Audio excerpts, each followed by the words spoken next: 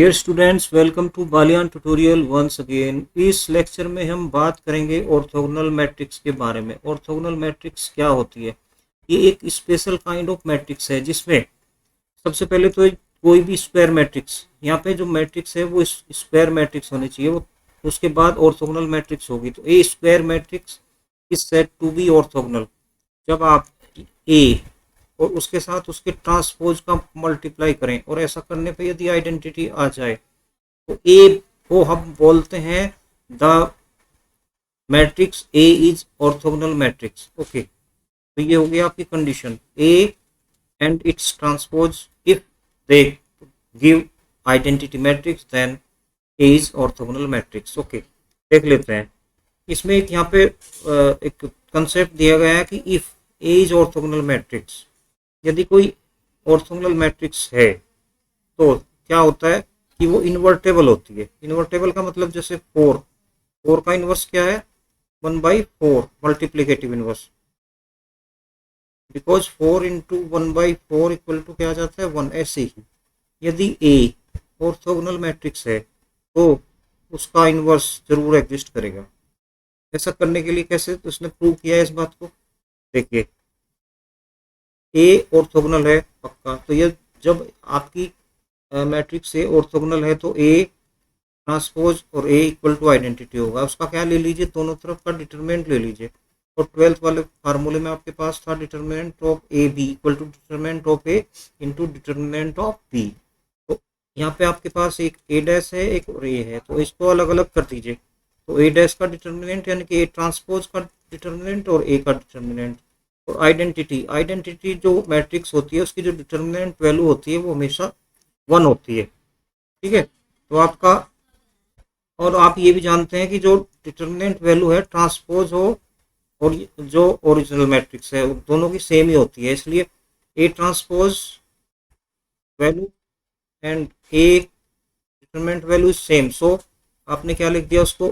Determinant A equal to 1। अब A square equal to 1 और A equal to plus minus 1। तो यदि कोई मैट्रिक्स ए ऑर्थोगोनल मैट्रिक्स है तो उसकी जो डिटरमिनेंट की वैल्यू आएगी ना वो हमेशा प्लस माइनस 1 आएगी, ये निश्चित है। इसका मतलब क्या है? इसका मतलब ये है कि ए इज कैसी होगी? Non singular. और नॉन सिंगुलर का मतलब उसकी डिटरमिनेंट वैल्यू 0 नहीं है। यदि कोई मैट्रिक्स नॉन सिंगुलर है तो उसका इन्वर्स फाइंड किया जा सकता है, इसीलिए उसे बोलते हैं वो इन्वर्टेबल है। तो ए यदि ऑर्थोगोनल है तो इन्वर्टेबल जरूर होगी। ओके, आपने देखा ए डैश इक्वल टू आइडेंटिटी, ये कंडीशन तो हुई आपकी ऑर्थोगोनल की। इसके बाद बिकॉज, यहाँ से आप क्या कह सकते हैं? ए डैश इक्वल टू हो गया आइडेंटिटी, ठीक। और ए इक्वल टू क्या हो गया आपका? आई अपॉन ए डैश की वैल्यू आई अपॉन ए, और आई अपॉन ए का मतलब ए इनवर्स। जैसे 1/4, 1/4 मीन्स 4 इनवर्स, तो identity upon A means A inverse. Okay, तो इस वजह से आप इस तरीके से आप कह सकते हैं कि if A dash equal to identity then A dash जो ट्रांसपोज होगा वही आपका ए इनवर्स होगा। ओके, इसे आप ऐसे बोल सकते हैं if A is an orthogonal matrix if and only if. ये तो हो गया आपकी कंडीशन। ऑर्थोगोनल मैट्रिक्स होने का मतलब है यदि उसका आप ट्रांसपोज करेंगे तो वो उसके इनवर्स के इक्वल आएगा। यहाँ से आप देख सकते हैं इसे, क्या बताया मैंने? यदि आप यदि आप यदि आप किसी ऑर्थोगोनल मैट्रिक्स का, ये देखिए ध्यान से यहाँ पे, यदि किसी आप ऑर्थोगोनल मैट्रिक्स का ट्रांसपोज करेंगे तो वो उसके इनवर्स के इक्वल होगा।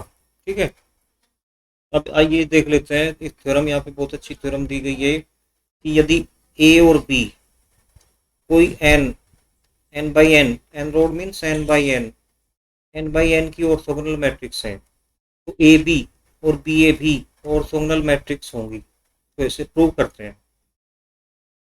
गिवन क्या है? ए और बी दोनों ऑर्थोगोनल हैं। जब ए और बी दोनों ऑर्थोगोनल हैं तो A dash equal to identity और B dash equal to identity, ये तो आपका गिवन हो गया। इसके बाद आपको क्या प्रूव करना है, A B, A B is also और A B is also orthogonal, ये तो आपको प्रूव करना है। तो ए बी ऑर्थोगोनल कब होगा, जब आप उसका डैश करें और वो इक्वल टू क्या आ जाए, ए बी ऑर्थोगोनल कब होगा, ए बी ऑर्थोगोनल होगा यदि उसका आप ट्रांसपोज करें तो वो इक्वल टू क्या आ जाए, A B equal to transpose identity. इसके साथ इसका जो ट्रांसपोज करें ए बी का, वो इसके साथ इसके मल्टीप्लाई करें, जैसे यहाँ पे ए डैश, तो इसके साथ यहाँ पे मल्टीप्लाई करें आप ए बी का, तो ये आइडेंटिटी आना चाहिए यहाँ पे। या ए बी इसके साथ मल्टीप्लाई करें ए बी डैश, वो आ जाए आपका आइडेंटिटी। ठीक है, तो यहाँ से इसने ए बी डैश की पहले वैल्यू लेके चला, ए बी डैश की वैल्यू क्या होगी आपकी, बी डैश ए डैश, या रिवर्सल फार्मूले से। इसके बाद इसने क्या करा, दोनों तरफ इसमें ए बी का मल्टीप्लाई कर दिया। इधर तो हमारी रिक्वायर्ड कंडीशन जो हमें चाहिए, इसकी तो हमें वैल्यू फाइंड करनी है, इधर ये इस तरीके से लिख लिया, इसलिए हो गया आपका बी डैश ए बी। इसके बाद इन दोनों को ले लिया, ए डैश, ए डैश की वैल्यू क्या है, आइडेंटिटी, तो यह बन गया आपका आइडेंटिटी। क्या बचा, फिर बी बी डैश, और बी बी डैश की वैल्यू भी क्या है आपकी, यहाँ से देखिए बी बी डैश की वैल्यू भी क्या है, आइडेंटिटी। तो आपने क्या देख लिया, ए बी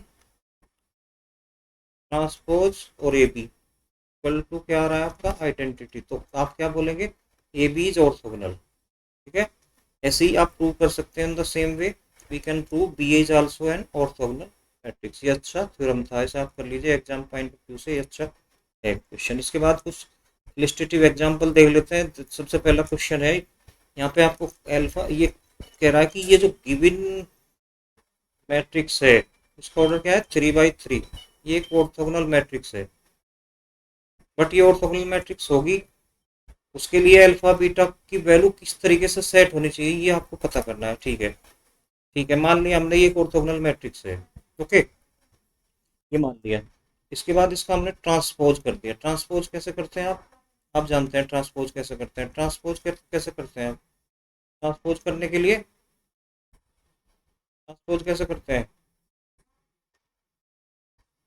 जीरो, ये आपका जीरो, ये बन गया आपका रो, ये बन गया आपका कॉलम, फर्स्ट रो बन गया आपका फर्स्ट कॉलम, सेकंड रो बन गया आपका सेकंड कॉलम, थर्ड रो बन गया आपका थर्ड कॉलम। इस तरीके से आपका ये हो गया पूरा। ठीक है, तो आपको ए मिल गया, यहाँ पे आपको ए मिल गया, this A dash means transpose, ये ट्रांसपोज आपने पता कर लिया, ये आपका ए ट्रांसपोज हो गया। तो आप क्या कर दीजिए, अब इनकी दोनों की मल्टीप्लाई कर दीजिए। मल्टीप्लाई करना आपको आना चाहिए, this is a, this is a, this is it's transpose, तो इन दोनों की मल्टीप्लाई करिए दिस, उसके बाद इधर से मल्टीप्लाई करिए, तो क्या आ गया, 0 0। इसके बाद ये, इसके बाद हाँ, ये कह रहा है कि देखिए कंडीशन क्या कहा है इसने, इसने कहा है कि ये जो मैट्रिक्स आपकी है ये ऑर्थोगोनल है। जब ये ऑर्थोगोनल है तो इस पर इसकी कंडीशन लगा दीजिए, इसका मतलब ए डैश की, ए इसकी जो वैल्यू है ये आनी चाहिए ये। ठीक है, ठीक है, इस तरफ आपका यानी कि ए डैश या A T equal to identity matrix आना चाहिए। तो इधर हमने आइडेंटिटी फिट कर ली। अब इसकी वैल्यू फाइंड करिए आप, इसकी वैल्यू फाइंड करिए, इसकी वैल्यू फाइंड आपने कर ली, इसकी वैल्यू फाइंड आपने इस तरीके से कर ली। ठीक, ठीक है, आ गया। जब आप करेंगे 0 0 2 बीटा 4 बीटा स्क्वायर और गामा गामा, इसका 2 बीटा का 2 बीटा में हो गया, गामा का गामा में हो गया, तो आपका ये आ गया इस तरीके से पहला। इसी तरीके से बाकी सब आपने ये वैल्यूज आपकी आ जाएंगी, मल्टीप्लीकेशन ऑफ मैट्रिक्स का यूज कर लेंगे। इसके बाद आप क्या करेंगे, ये भी क्या है 3/3 का एक मैट्रिक्स है, ये भी क्या है 3/3 का मैट्रिक्स है, तो आप इन्हें कंपेयर कर लेंगे, तो इसकी वैल्यू क्या होगी 1। ठीक है, और बाकी हमें अल्फा बीटा की वैल्यू फाइंड करनी है, तो हम कुछ इक्वेशन बना लेते हैं अल्फा बीटा गामा में। दूसरी इक्वेशन हमने ले ली 2 beta square minus gamma square equal to 0। तीसरी ले ली हमने एक अल्फा बीटा गामा में। अब क्या करना है हमें, इन्हें हमें सोल्व करना है अल्फा बीटा गामा के लिए। जैसे ही आप अल्फा बीटा गामा को सोल्व करोगे तो you get the answer, alpha हमारा +-1/√2, बीटा हमारा +-1/√6 एंड गामा हमारा +-1/√3 आ गया इस तरीके से। देखिए ये एक बहुत अच्छा क्वेश्चन है, सो दैट यहाँ पे शो करना है आपको। वहाँ पे तो गिवन था, इससे पहले क्वेश्चन में तक क्या था, गिवन कि वो ऑर्थोगोनल है। इसके बाद यहाँ पे प्रूव करना है ये ऑर्थोगोनल है। तो ये आप इसका ट्रांसपोज कर लीजिए, ये कॉस थीटा साइन थीटा तो बन गया इधर ये।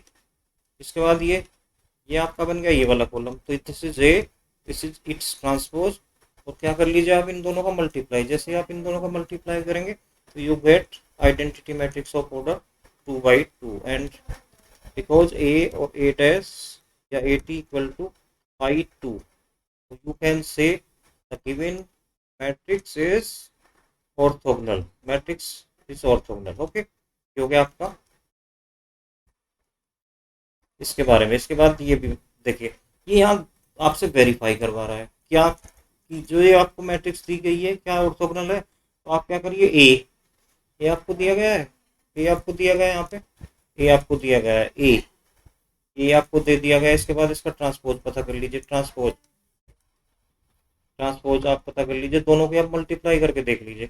1/3 तो हो गया आपका सीधा 1/9। इसके बाद आपका ये आपकी रो, तो इस तरीके से ये मल्टीप्लाई करिए तो 1 की 1 में मल्टीप्लाई हो जाएगी, 2 की 2 में मल्टीप्लाई हो जाएगी, 2 की यहाँ पे 2 की मल्टीप्लाई हो जाएगी। तो आपको क्या मिल जाएगा यहाँ पे, ये क्या आ गया आपका 9। देखिए, और ये ऐसे ये 0 आ जाएगा, 0 जैसे 0 9 0 0 0 9, तो वी गेट I3। तो गिवन मैट्रिक्स इज ऑर्थोगोनल। ये आपका क्वेश्चन हो गया, बहुत सिंपल सा क्वेश्चन था। इसके बाद ये यहीं पे ख़त्म करते हैं, इतना ही ठीक है। ये नेक्स्ट लेक्चर में हम डिस्कस करेंगे conjugate of matrix. Okay, thank you.